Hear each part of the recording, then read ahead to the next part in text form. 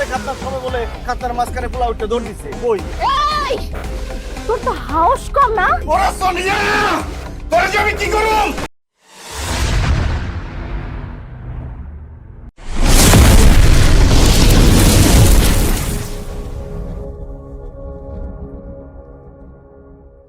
Video নিয়ে আজকে কথা বলবো নীল আলমগীর এবং তামান্না বৃষ্টির নতুন একটি কমেডি নাটক ডিজে বাহারুল। এই নাটকটি আমি দেখেছি, আমার কাছে কেমন লাগলো ছোট্ট একটি রিভিউ আপনাদের জানাবো এই নাটকটি নিয়ে।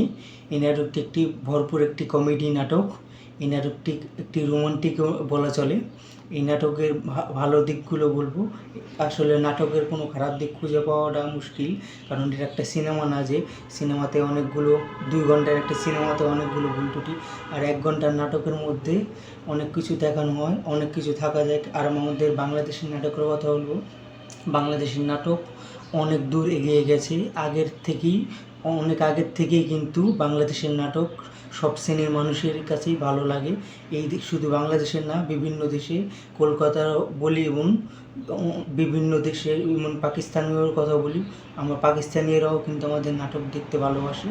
আমাদের বাংলাদেশের নাটক এতটা সুন্দর হয়, এতটা রিয়েলিস্টিকভাবে ফুটানো তোলা হয়, কিন্তু সেটা আমি এত কিছু বলবো না। কিন্তু আমি ছোট্ট একটা বলবো, এই নাটকটা নিয়ে কিছু কথা বলবো। এই নাটকটাতে শুরুতে দেখানো হয় যে ডিজে বাহারুল, নীল আলমগীর সবসময় ডিজে সং বাজাতে থাকে এবং ডিজে একটা পার্টি থাকে তাদের, সব গ্রামের হোক এবং নৌকায় হোক কিংবা বিভিন্ন জায়গায় হোক, বিভিন্ন বিয়ে বাড়িতে হোক, সেই ডিজে পার্টি করে এবং ডিজে গান বাজায় মধ্যে থাকে। এবং এই কারণে কিন্তু অনেক সমস্যার সম্মুখীন হতে হয়, অনেক ঝামেলায় পড়তে হয়। কিন্তু এই নাটকটাতে অনেক সুন্দর কমেডিতে ফুটানো তোলা হয়েছে। এই নাটক অনেক ছদ্মবেশ নেয় নীল আলমগীর বাঁচার জন্য। এই নাটকটা তখন দেখতে আরও ভালো লাগে। আর এই তামান্না বৃষ্টির কথা বলো, তামান্না বৃষ্টিও ডিজে পার্টিতে নাচা গানা করে। তামান্না বৃষ্টির একটা ডিজে পার্টির মেয়ের একটা ক্যারেক্টার করছে।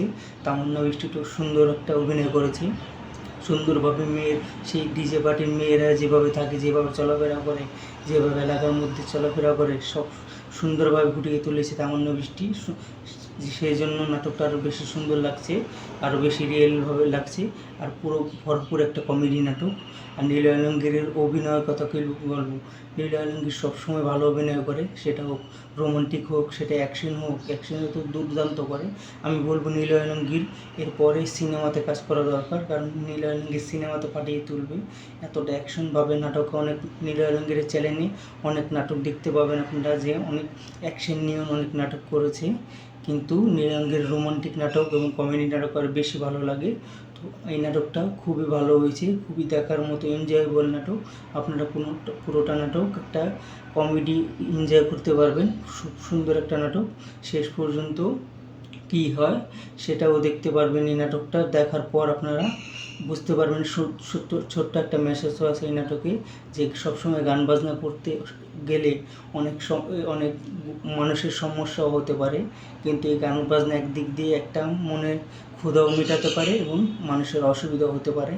একটা সুন্দর একটা মেসেজ আছে এই নাটকে, যারা দেখেননি দেখে আসুন, আপনাদের কাছে খুবই ভালো লাগবে, দেখার মতো একটা নাটক। তো গাইস, যারা দেখেননি দেখে আসুন, দেখে আমার কমেন্ট বক্সে কমেন্ট করে জানাবেন। আর যারা এখনও চ্যানেল সাবস্ক্রাইব করেননি, চ্যানেলটাকে সাবস্ক্রাইব করুন, আর আমার ভিডিওটা বেশি বেশি শেয়ার করবেন।